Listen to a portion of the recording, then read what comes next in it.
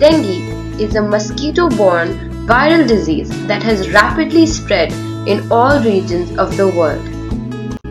Dengue virus is transmitted by the female Aedes aegypti mosquitoes, which are small mosquitoes with white dots or stripes on the abdomen. This mosquito also transmits chikungunya, yellow fever, and Zika infection. The global incidence of dengue has grown dramatically in recent decades. Several factors like rainfall, temperature, and migration of people to cities affect the growth and multiplication of dengue mosquitoes. About half of the world's population is now at risk. Dengue fever refers to a debilitating viral disease of the tropics transmitted by mosquitoes and causing sudden fever and acute pains in the joints. It is also called breakbone fever or dandy fever. The incidence of dengue has grown dramatically around the world in recent decades. Infected symptomatic or asymptomatic humans are the main carriers and multipliers of the virus, serving as a source of the virus for uninfected mosquitoes.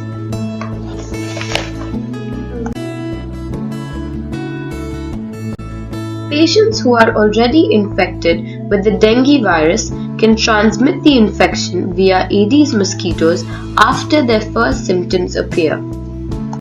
Female Aedes aegypti bites multiple people during each feeding period.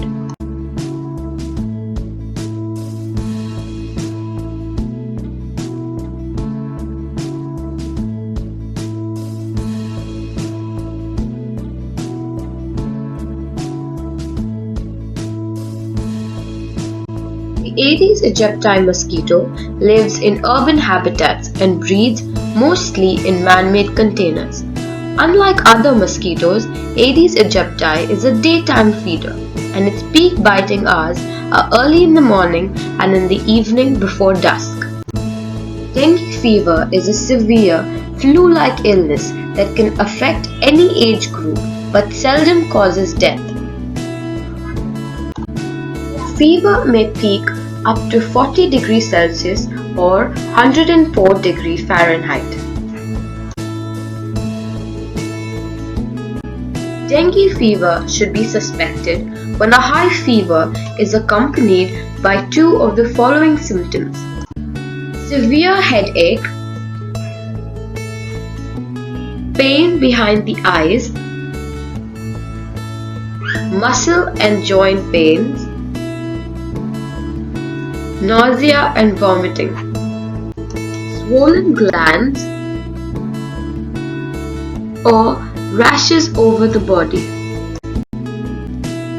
The dengue triad, or the presence of fever, itchy rash, and headache, is characteristic of dengue. Other symptoms are bleeding gums, swollen lymph nodes, red palms and soles. Warning signs occur 3 to 7 days after the first symptoms in conjunction with a decrease in temperature below 38 degrees Celsius or 100 degrees Fahrenheit and include severe abdominal pain, persistent vomiting, rapid breathing, bleeding gums, fatigue, restlessness, and blood in vomit. The next 24 to 48 hours of the critical stage can be lethal. Proper medical care is needed to avoid complications and risk of death. Deadly complications include breathlessness, severe bleeding, organ damage, dengue hemorrhagic fever. This form of dengue fever can be life-threatening and can progress to circulatory collapse or dengue shock. Small red or purple spots or blisters under the skin, bleeding in the nose or gums, black stool or easy bruising are all possible signs of hemorrhage. There is no specific treatment for dengue fever. For severe dengue, medical care by physicians and experienced nurses can save lives. Maintenance of the patient's body fluid volume is important. One should also rest, drink plenty of fluids, and consult a doctor. In case of severe bleeding, platelet and fresh frozen plasma transfusion is needed. Patients with known or suspected dengue fever should have their platelet count and hematocrit checked daily. Normal platelet count is between 1.5 and 4 lakhs. In dengue fever, there will be a drastic drop in platelet count that may increase the bleeding tendency. Return of appetite is an initial sign of recovery. In late 2015 and early 2016, the first dengue vaccine, Dengue by Sanofi Pasteur, was registered in several countries for use in individuals 9 to 45 years of age living in endemic areas. WHO recommends that countries should consider introduction of the dengue vaccine only in geographic settings where epidemiological data indicate a high burden of disease. Other tetravalent live attenuated vaccines are under development. We can prevent and control breeding and multiplication of mosquitoes by environmental management, personal protection, biological measures, chemical measures, and legislative measures. The major environmental management methods used for control of dengue vector are long-lasting physical transformation of vector habitats by improved water supply, mosquito proofing of overhead tanks, cisterns or underground water reservoirs, emptying and drying water tanks, containers, PET water bowls, plant pots, bird baths, defrost condensing trays, coolers, and drip trays at least once each week. Regular checking for clogged gutters and flat roofs that may have poor drainage. Cleaning and covering all water containers, including wells in the house, with mosquito-proof lids that prevent fresh eggs laying by the vector.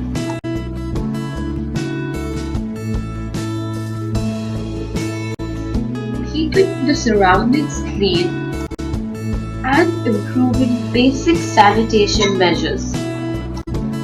Cleaning of tall grass and weeds to reduce available outdoor resting places for adult mosquitoes near houses. Avoid stagnation of water in coconut shells, old tires, used cans, empty plastic bottles, etc. Make sure that water dripping from your AC is not forming a pool.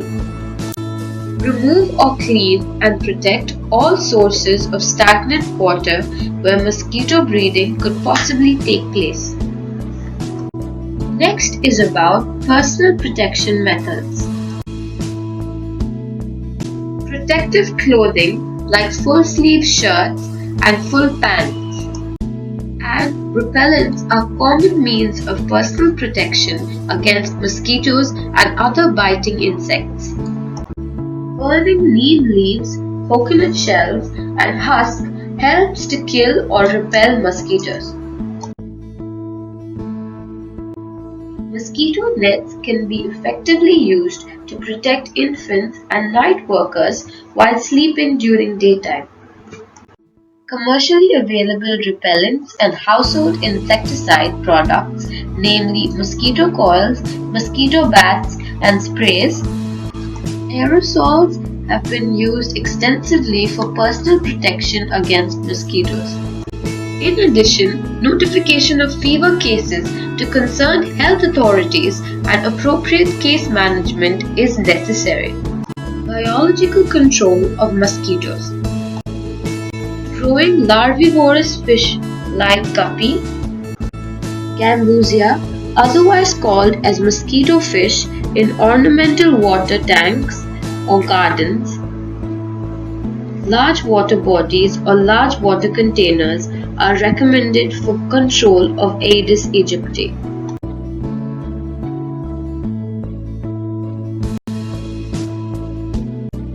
Chemical control measures like larvicides and adulticides are recommended in permanent big water containers.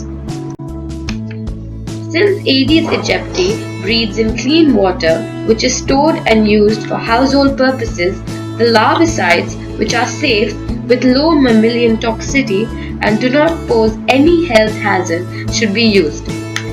Temephos, an organophosphate compound, meets all of the above mentioned requirements, and this insecticide is being used under the public health program.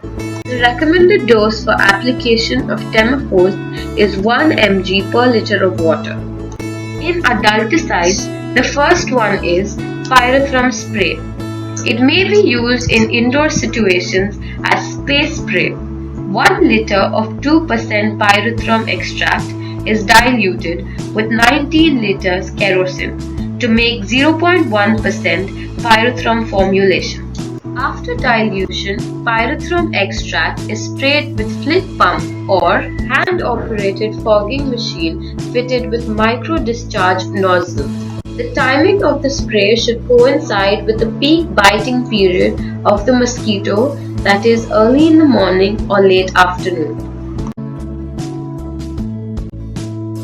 In application of ultra-low volume spray, minimum volume of liquid insecticide formulation is applied per unit area. That is, once sprayed, the insecticide is broken down into small droplets that remain suspended in air for an appreciable time and is driven under the influence of wind. This provides maximum effectiveness against target vectors. The ground equipment mostly used for ultra-low volume spray includes portable motorized knapsack blowers and cold aerosol generators. Under the public health program, ultra-low volume spray is undertaken by using 95% or pure technical malathion. Legislative measures. Model civic bylaws. Under this Act, fine or punishment is imparted if breeding of mosquitoes is detected inside the building compounds.